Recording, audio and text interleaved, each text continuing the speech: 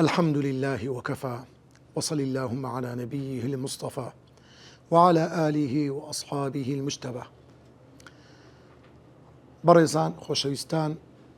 لە زنجیرەی چواردەهەمین لە خزمەت ئێوەی بەڕێزەگەینەوە لە کتێبی لەژێر ڕۆشنایی کتێبی بەرنامە و پرۆگرامی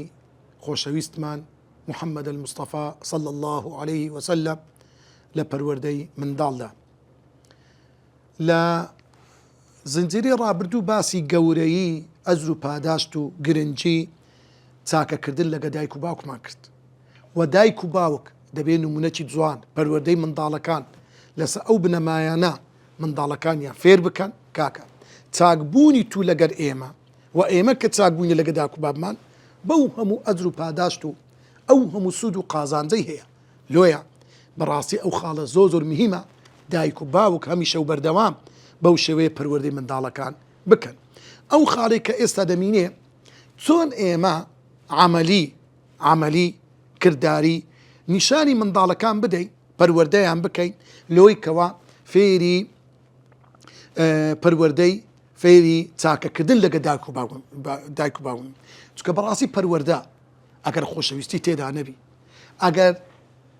ئەو قەناعەت و متمانەیە نەبی لە بەینی منداڵ و دایک و باوک، ئەو منداڵە قسە لە دایک و بابی وەرناگری. لۆیە چەند بنەمایەکەیە دەبی لە چاکەکردن ئینسان لەگە دایک و بابی دەبی ڕەچاوی ئەو خاڵانە بکرێت. خاڵی یەکەم گوتمان گوێڕایەلیکردنی دایک و باب، بەڵام دەبی گوێڕایەلیکردنی دایک و باب نابی پێچەوانەی یان سەرپێچی ئەمر و فرمانی خوای گەورەی تێدابی. ئەوە بەڕاستی یعنی ئەگە دایک و باوچێک لۆ خۆیان بیر و باوەڕی سەقەتیان هەیە، لۆ خۆیان لە هەندێک شت هەڵەن دانێ مندارەکانی بەرەو ئاڕاستەی هەڵە و خراپەکاری بن، نابی ئەو منداڵە بەجێیان بکە. یعنی ئەو منداڵە دەزانی دایک و بابی بەرەو جەهەنەمی دەبا، بەرەو خراپەکاری دەبا، کو دەبی بەجێ بکە. لۆیە پێغەمبەری خوا صلی الله عليه وسلم دەفەرموێ لا طاعة لبشر في معصية الله. نابي إنسانك كاو فرموده إمام بخاري مسلم رواياتي كرديا، نابي إنسانك جيرالي كسيك بكا أو جيرالي كدنيوي سربيتيو بفرماني خواهي وليت دابي. إنما الطاعة في معروف. تاك جيرالي كدني إنسان لبو داكو باب لبو هركسيك في المعروف. لو اشتيك خواو بيغمبري خواو اشتي تاكا، يعني ئەگە دایک و بابک ئەمرێک بە منداڵی بکەن، کافر بە، بێباوەڕ بە، خراپەکاری بکە، بڕۆ چاوچاوانەی بکە، بڕۆ شتی خراپ بکە، بڕۆ دزی بکە، نابێ ئەو منداڵە بەجێ دایک و بابی بکە، گوناحباریش نابیتم بەڵکو خێری دەگاتێ. لۆی ئیمامی موسلیم باسی هۆی دابەزینی ئەو ئاەتە معلوم دەکە کە خوای گەورە لە سوورەتی عنکەبوت دەفەرموێ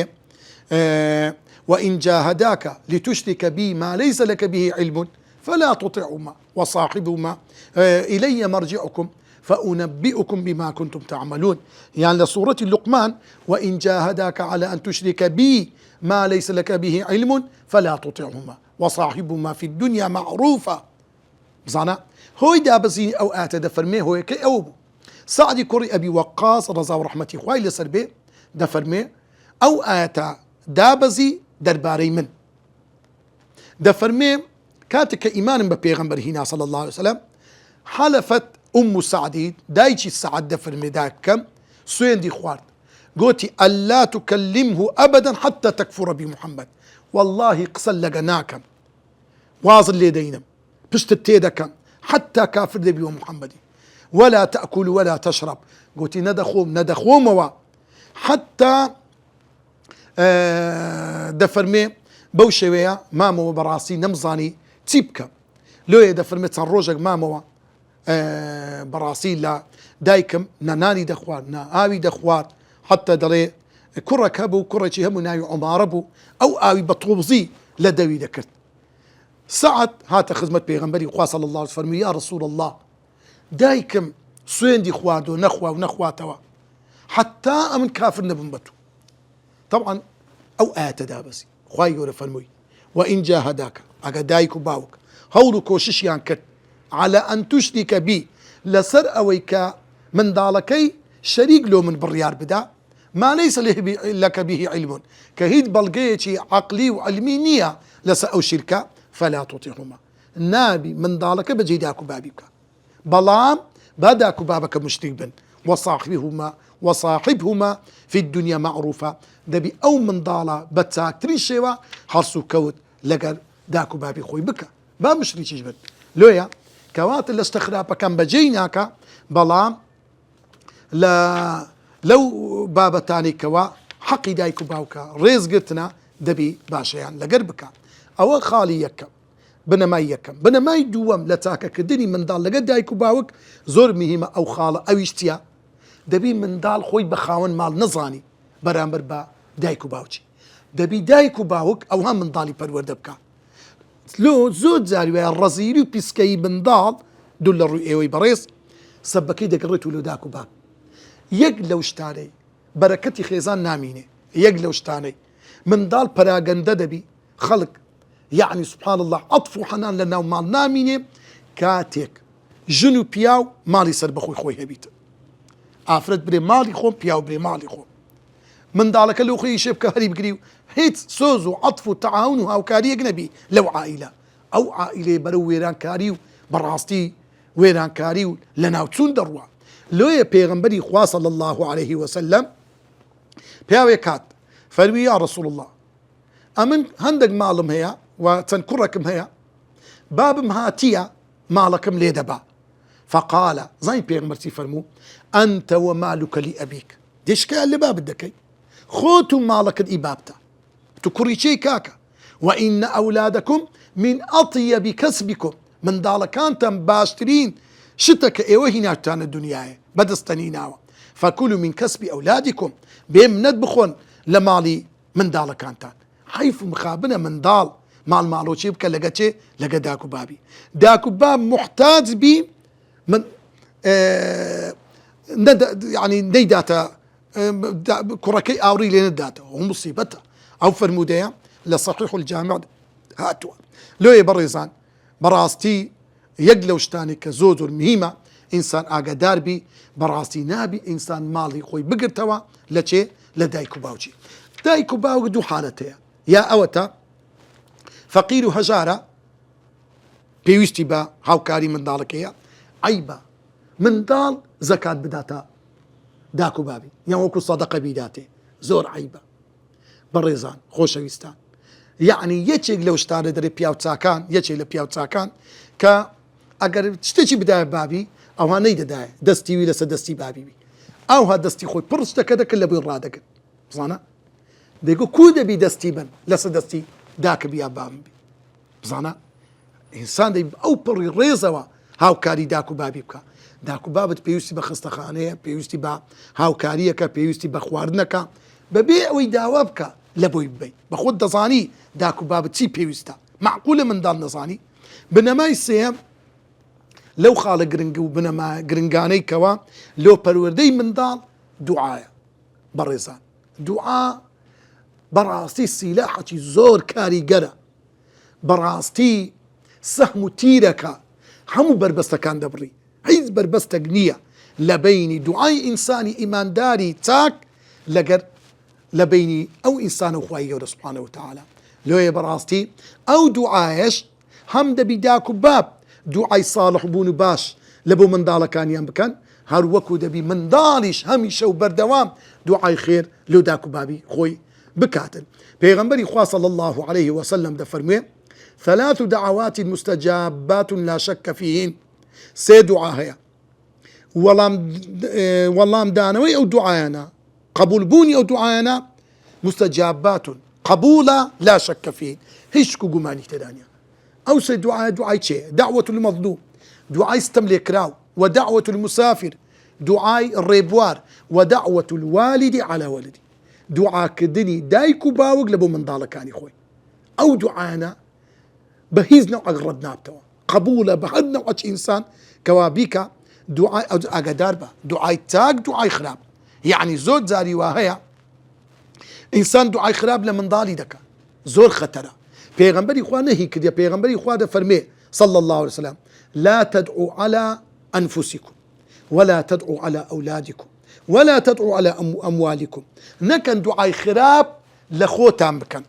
خواي لناوم ببي خواي بفوتيني خواي أو كاتي كإنسان تورا دبي نكن دعاء خراب لمن ضالكان تامكن كاتي لي تورا دبي اشتق دبي لديتي أو دعاء بري خواي إصلاح كي هدايتي بدي ونكن دعاء خراب لما لد بكي أي سري صاحبي بخوا أي لناو بتي أو مالا زور خطرة لئلا يوافق ساعة فيستجاب رنقوا دعاء تبكى وتكاتك قول بيتا يقروا داي واقعي لقرتي آزادي هولير روي داوا برادرك بو خوي جي رايوا وتي جيرانك مان تنمالك من بيمو كرة قندك لدراسي لدشتي لوقت يدور النووي دغرودان سبحان الله ببر او برين دوي دراسي كات كهموي اصلي اون دريجي بيويا طبعا وها ببركتو بارتا سبحان الله وتي جنازه كان باوي خركر دوا هنا والله قوتي بخوم جيري بوك جنازه كان هنا داتي او هدو عيدك وتقول ربي كرم بدردي توبت ربي كرم لا تقرا تربلي به والله قوتي ساري بس دانا صوره وقت لصاني نوتا كان اج لقرا كان دقرا اش وتي داتشي تبوا آشي لو كاتي كابرين تبوا آشي عفوا لا آشك لآشا كان لو يندري كوي يعني دلشي ببر أوي آشا كي كتبوا أو آش حتى أو شيء ده صورة ديودة ستن بقر كراد لقى خوي لولي دابو كلولي دابو أو داكي هنزن بهنزن كر والله قوتي أوها سفرين رايح خصوا وقت السفره أبو أوها قوشتيان ديدا كردوا بارتي وافرتيان ليه كردوا بزانا قد دعاء خراب نلا خوت نلا مالد نلا من ضارد مكا تكرنقا دعاء كذا ها بوشوي قبول دبيت اللوية زور آقا داربا دعاء خراب مصيبته إنسان دبي آقا داربي خالي يشتبنا ما يتسارب نابي بخيز نوعك ببيا هوكاري أوي زوين بداكو بابد بدري ببيا هوكاري أوي نقزون داني خود حرب مصيبته إنسان زوين بداكو بابي خوي بدا خوا بنامم بدا لو يبزانا پیغمبري خوا صلى الله عليه وسلم فرمي من الكبائر يجي لجناح هرق وركانا شتم الرجل والديه كسيك جوين بداكو بابي دا قالوا يا رسول الله وهل يشتم الرجل والديه دبي هبي كسك جوين بداكو بابي دا قال نعم پیغمبر فرمي بلي يسب أبا الرجل فيسب أباه كسك جون ببابي كسج أو جون ببابي ويداداتوا چه بو سببي او جون بو بابي بدري او كسي كزوني بخلق دا خلشي جوني بيدا ويسب امه فيسب امه جون بداشي خلشي دا او جون بداشي داتوا كوات خودي خوي بو سببي او جون با دايشي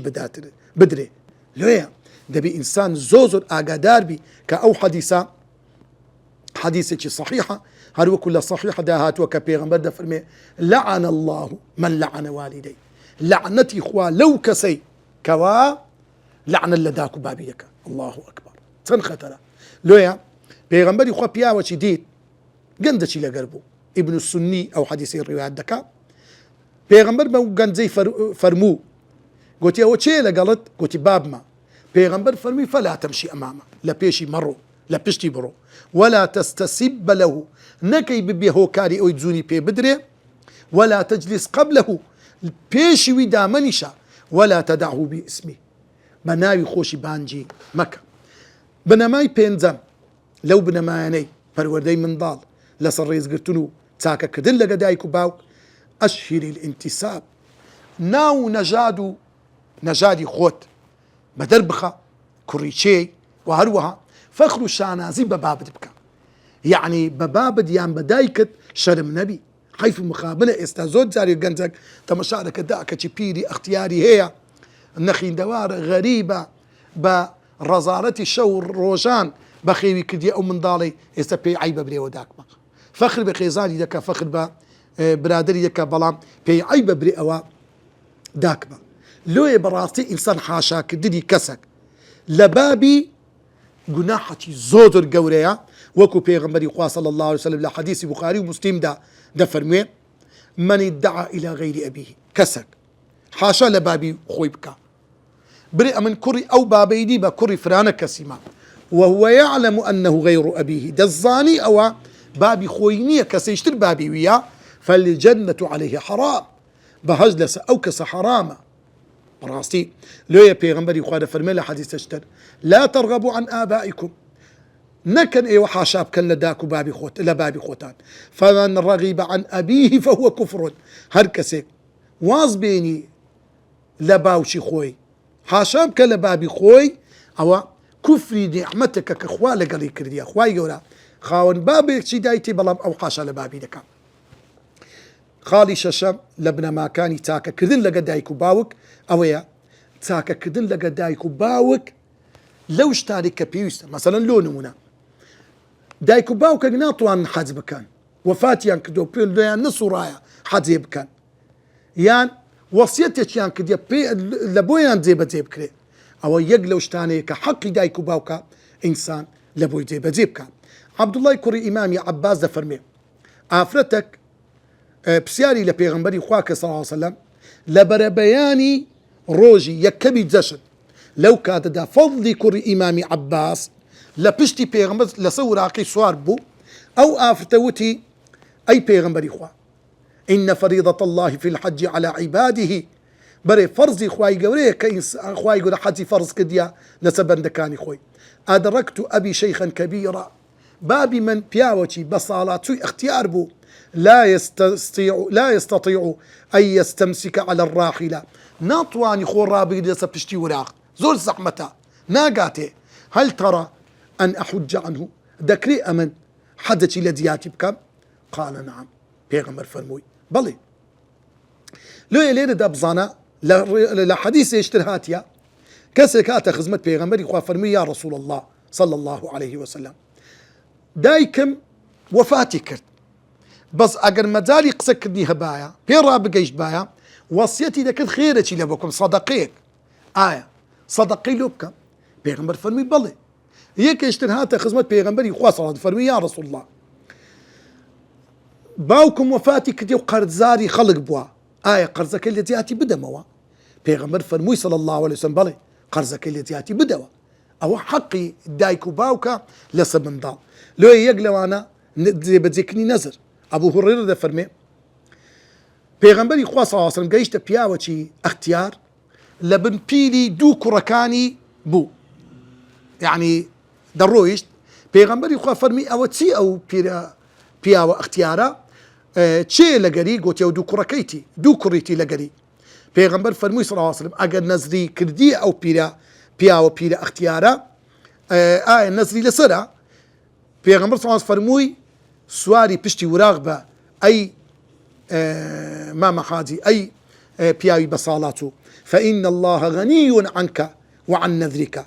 راس نزرت كريا خواي يقول بيوسي بو نزريتونيا عند كرم من ضالكان أنزامي بدان كواتا لوي ليلة داب راستي يقلو خالانيك زوزو القرنقا دايكو باوك أكا عزي لخيرك إنسان لبوي بكا دايكو باوك أقر لبوي نقون زايا حاجة بكا لبوي نقون زايا صدقي بكا لبوي نقون زايا قرباني بكا من ضال لبوي بكا أو أدرو باداش تيشي زوزو القوريا يعني دوت سندانية الحمد لله خلشي ملتي إما لخواي بزياد بي لوقتي قرباني كردن لوقتي